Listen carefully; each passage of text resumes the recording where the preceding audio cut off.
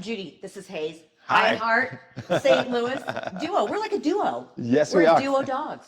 We are. We're getting ready to take the tour, ready to experience this awesome experience for all the animals here, helping out the community all across the country too, which is pretty amazing. Very cool. Very excited. So come with us, and we're going to find our iHeart and with our dogs at Duo Dogs. We'll see what happens. Let's go. And you awesome. are Sean? I'm Sean McCaffrey. I'm the Chief Development Officer, which means I am the main fundraiser here at Duo. Yeah, that's a lot of work. It is. Wow. We have to raise about $2 million a year to make the work happen here. This is Kayla, one of our trainers. She's just working with one of our dogs. Two pillars of things that we do. One is our assistance dog program, where we breed, raise, and train assistance dogs for people who have balance or mobility issues, or for people who are dealing with deafness or hard of hearing, or for veterans dealing with PTSD. And then the other thing that we do is touch therapy dogs. Touch therapy happens in hospitals, hospices, schools, any place where a dog can make a difference, or where somebody might be having a bad day. So, you know, at a hospital, a visit from a dog can really make a kid's day a lot better. Sure. Within touch therapy, we have a few different programs where we do Pause for Reading, which is a program where we go into schools where kids are learning to read, and the dogs are used as an incentive. If everybody were to read 5 books, then Duo touch therapy dogs will come to the classroom. But also, the kids will read books to the dogs, because when kids read to a non-judgmental source, their confidence and willingness to learn to read goes up. And so as a result, their academic career stays on track. Because if you fall behind in reading, you fall behind in everything. Mm-hmm. And so there's a lot of science behind that that shows when kids do this, it helps them tremendously. And so our touch therapy program, we have almost 300 touch therapy duos out there, and our volunteers are second to none, the people who do this, because they're coming here to be trained. It's an 18-week program. They're paying to be certified, and then they're going out on their own dime and their own time to conduct touch therapy.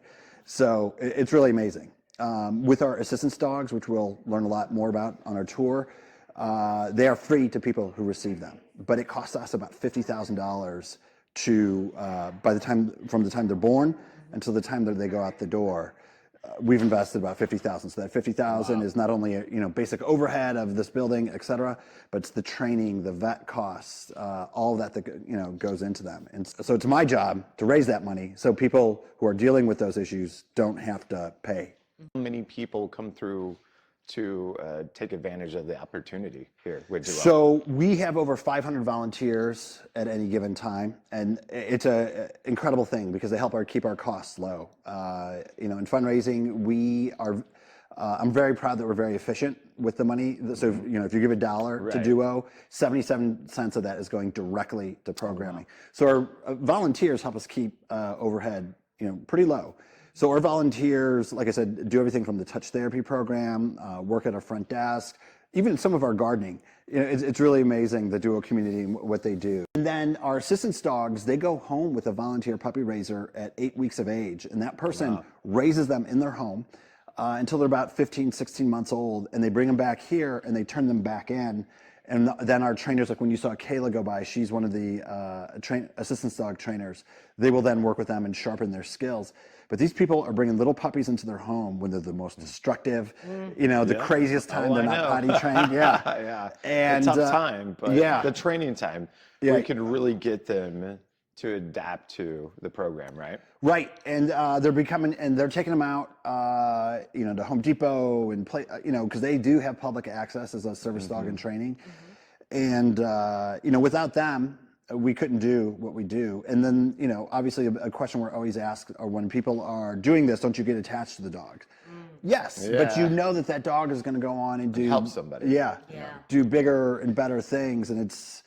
We have a graduation actually tomorrow night where we match a client with a dog, and it is the most tear-jerking thing to. So people bring dogs in, but is it just anybody, or is it? So our assistance dogs are bred here. So we use English Labs for our assistance dogs. So again, those are the ones that help people with balance, mobility issues, deafness, and veterans with PTSD. Our touch therapy dogs are people's pets. Okay. And so that's the difference. So touch therapy, These are people bringing their dogs to, again, see a child in the hospital just to brighten their day. Whereas our assistance dog program will help if somebody's in a wheelchair and they drop a credit card or wallet, keys, it'll pick it up for them. It'll turn on a light switch for them. You know, so we customize the skills of the dog to meet the person's needs that they might have. So How long has Duo Dogs been around for? 1981. Wow, that's a long time. Yes, so A lot of dogs, a lot of people. Yeah, that's right. And so we were known as support dogs up until about 7 or 8 years ago. But they changed the name to better represent touch therapy and assistance dogs. So right now we have about 90 Duo dogs out in the world. We have about 50 to 60 in the pipeline that are being raised and trained to be an assistance dog. It doesn't sound like a lot for an organization that's been around that long, but when we put a dog out into the world, we maintain contact with that dog to ensure the dog is retaining the skills that they've learned, to ensure the dog's going to the vet and maintaining a healthy weight, getting all their shots, etc. Or working with the client who has that dog in case their diagnosis has progressed and they need new skills put on that dog. And so all of our dogs work until age 10, and at that time they're retired. And if that person who receives a dog from us on the assistance dog side, if they need a new dog, we start working with them once their dog is 8 years old to get them a new Duo dog. They can choose to keep that original dog that they had or have a family member care for it. Worst case scenario, if they can't have 2 dogs at once, we bring that dog back here, and we have a long list of people waiting to adopt these perfect dogs. Yeah, a retired assistance dog. Right. So, Yeah, that's fantastic. So Yeah. if you see this blue on a dog, that's right. what does that mean? So that's a working dog. And so our assistance dogs and touch therapy capes are a little bit different. I know you're not supposed to pet them, right? Right, our assistance dogs, that's right. And our assistance dogs have public access. It's recognized by the Americans with Disability Act, whereas our touch therapy dogs can only conduct touch therapy in the places that we have prescribed, that we have an agreement with and that we have insurance for at those places. And so we manage and administer that here at Duo, just to make sure that the 130 places where we do conduct touch therapy, that they're being served equally. And so, yeah, we maintain that management process. So if you guys want to walk around, I can show you, around as well. Ready? Let's go. Let's go. So let's go this way. Oh, we're going this Yes. way. We're going the wrong way already. No, you're good. All good. Oh, is that a real dog or is that a fake dog? Oh, That's a you're gonna see several of these little guys around here. The one in front, I thought. Yeah, These are really well-trained dogs. 5 weeks old. They could be all sleeping. Hello, hello. No, there's some of them are up and about. So these are some of our volunteers. They're Welper helpers. They are here in 3-hour shifts? Animals. 4-hour shifts. 3, some of them are 4. Okay. Thank you for doing this. It's Oh so my gosh, fun. animals. Sleepy time animals. That's so cool. I used to have storage over here. I didn't even notice it up here, like the entire time. Yeah, we're easy to miss. So we're going to go in this way. Is that Belle? It is Bill. Bill's in. Hello, animal. So these are the guys who are in advanced training. So they were at home with somebody, volunteer puppy raiser, until 15, 16 months of age. So majority labs for sure, like Yeah, you said. 100% right now, as far as, Yeah. in our There's a assistance dog system, program. And again, it's these guys just matured quickly. They are trainable, transferable, matures very, at a younger age. And when they mature younger, they're more willing to accept training. Hello, hello, hello, hello. I know, hello, hello. The tour, you're going to see a lot of medical equipment just around. Yeah. And so this is getting the dogs used to seeing, being in the hospital environment. Just like a hospital bed, it goes up and down. The IV pole makes all the beeps and noises that you could expect at a hospital. So the animals are used to it. Yep. My personal dog, my first dog, if she saw somebody with a cane or a walker or in a wheelchair, didn't know what to do with that information, and would just be completely freaked out by that experience. And so when we put a dog out into the world, whether it's our touch therapy or assistance dog side of things, we have to ensure that that dog is 100% sound. Yeah. And so this room is used mostly for touch therapy training. We have the children's books there for the Pause for Reading program, because we do visit 65 schools in the St. Louis area. You teach dogs how to read? I wish we did. Nice. Yes. You guys are billionaires. Can they talk yet? If so, We're working on let that. me in. Just That's give us a awesome. few months on that one. We also provide the kids with the books as well, because some of the schools that we visit, the kids may not have a robust library in their homes. And so you provide that. That's cool. yeah, as well. And so, and then the third category of touch therapy is our response teams. And our response teams are, they go out and visit community healing events. Like there was a school shooting at the Center for Visual and Performing Arts several years ago. They had community events afterwards where they asked our dogs to come and be present, our touch therapy dogs. There's a recent police officer who was struck, I think it was on 270. The St. Louis Police Department asked us to come out to one of their locations and have our touch therapy dogs there, just provide a break in the day, perhaps a stress relief, or help take the just impacting the community. That's what's awesome. Right. St. Louis community, like taking care of those in need, and that's pretty cool. Yeah, Like, yeah. What goes Something down? we need. Yeah, definitely. So, yeah, and for our response teams, the training for that is really for the human involved in that, because when you're dealing with people who've gone through grief or tragedy, you've got to know how to handle that and what to say and perhaps what not to say. Right. So yeah, it's really, we're getting more and more calls for touch therapy all the time. I've been here for 3 years, and it just keeps getting greater and greater and greater, the amount of calls that we're getting. It makes sense, seeing what's going on here. Right. So the cool thing about our touch therapy program, it could be any type of dog. It could be a 5-pound Chihuahua, or like this is, I think this is Ozark, who is like a 200-pound Leonberger. Yeah. It's like a Saint Bernard. Yeah. And so we're going to go into another room, and you'll get to see the lineup of the touch therapy dogs. We have most of their pictures on the wall, the ones that are actively working, and we also have our assistance dogs on the wall as well. So yeah, So cool. yeah. Very cool. Can you teach my dog how to come into the house when it's so cold We do have and get out of the cold and go potty quick, Rocco? we do have obedience. We do have obedience programs as well. You That's do? our- yeah. Actually, that's cool. That's our only fee for service. So it's your basic It's just like, puppy, There you go. basic, I mean, come intermediate obedience training. One thing people don't know, Barkley of the St. Louis Blues, he's our dog. on. Oh, nice. So Really? That's yeah. so cool. Let's So- go Blues.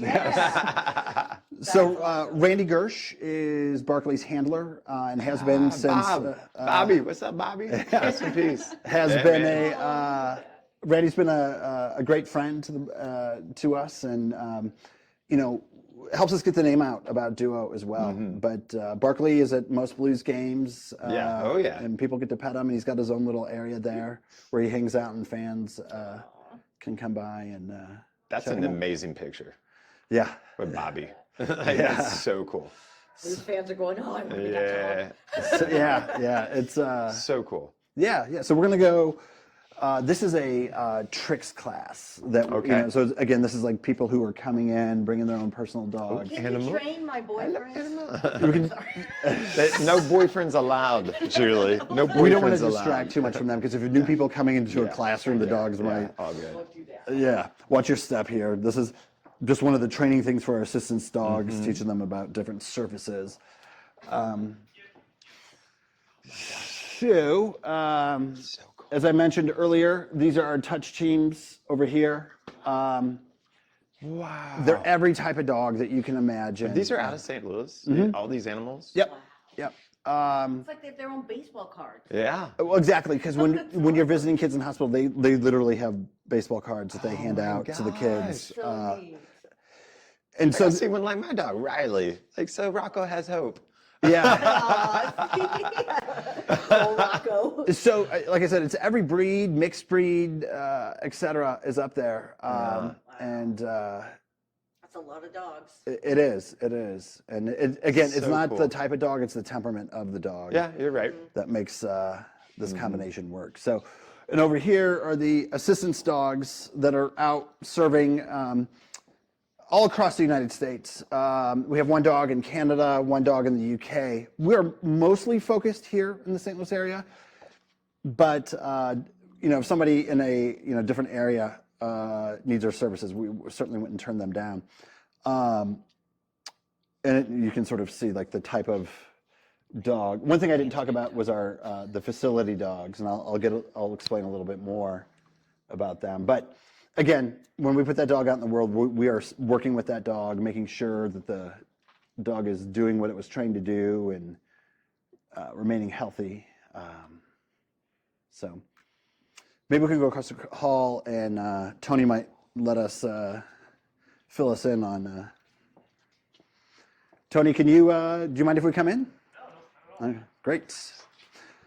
This is Tony Alimo. He's one of our assistance dog trainers. Tony's been here 4 years or so. He's been training dogs for a decade or so. Thank you for doing it. Yeah. Nice. Hello, animal. This is Fiona. Fiona. Hello. Hi. She just came into the Hi, kennel. Fiona. Oh, you are beautiful. Hi, She's pretty Fiona. early into Hi, her training. Fiona. Hello, good girl. She's gorgeous. She's a good girl. Hi, good girl. So all of the Where's dogs, Shrek, Fiona? all the dogs in our program are English Labs, that particular breed. Yeah. Other organizations will use standard poodles, Bernese Mountain Dogs, which is totally fine. We've just honed in on this. This is what's working well for us Yeah. right now and at this time. These guys they mature quickly. Yeah, they do. They are very transferable and just have the traits that we feel work best. I with had a being black assistants. lab growing up, and it was just like Yeah. instantly just. Look at that. Yeah. Good girl.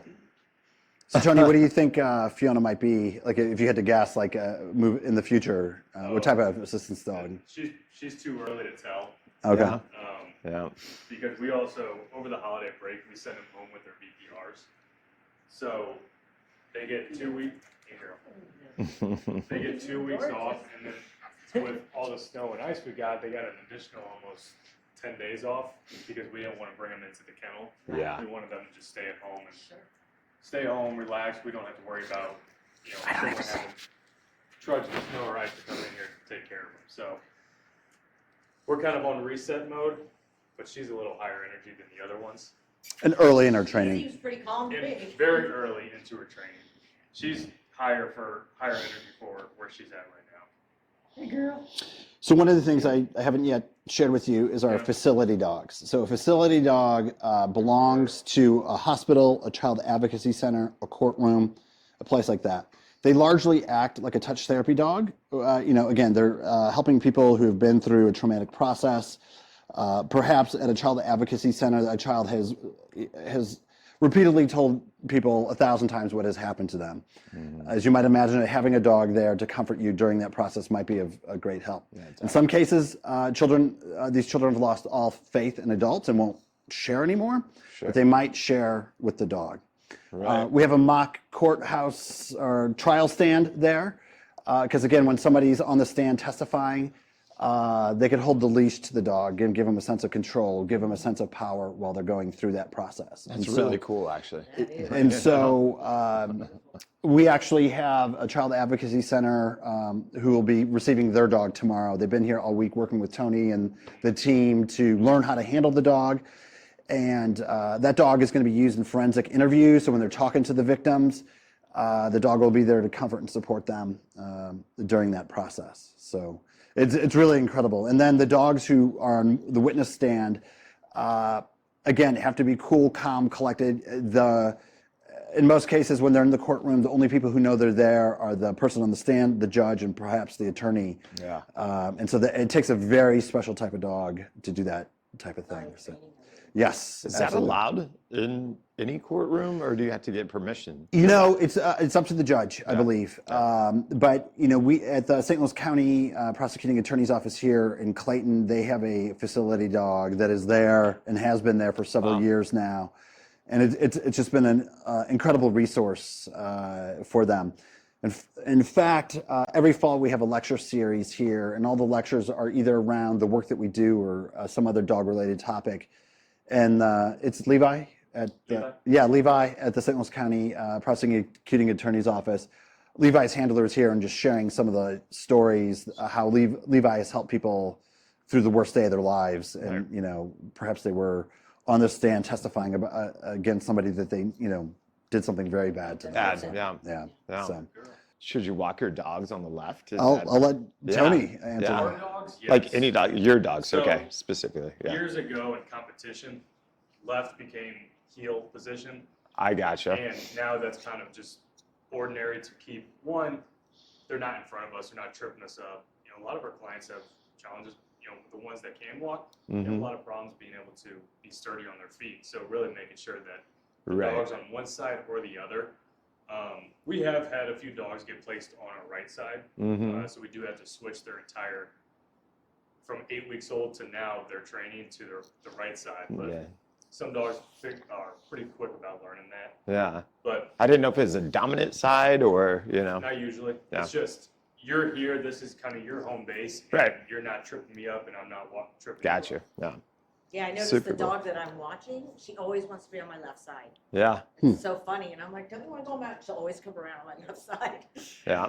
Now, almost every training you come across, everyone trains on the left. Isn't that Huh. funny? Yeah. Aw, What a girl. good girl. She's a good girl. You are sleepy today, aren't you? It's the end of the week too. It's almost the end of the week. That's how I feel. Yeah. That's they know when it's Friday because whenever I pull them out, Oh, I'm I sure. try to work with them. They're like, "No, I'm not doing That's this." it. Yeah.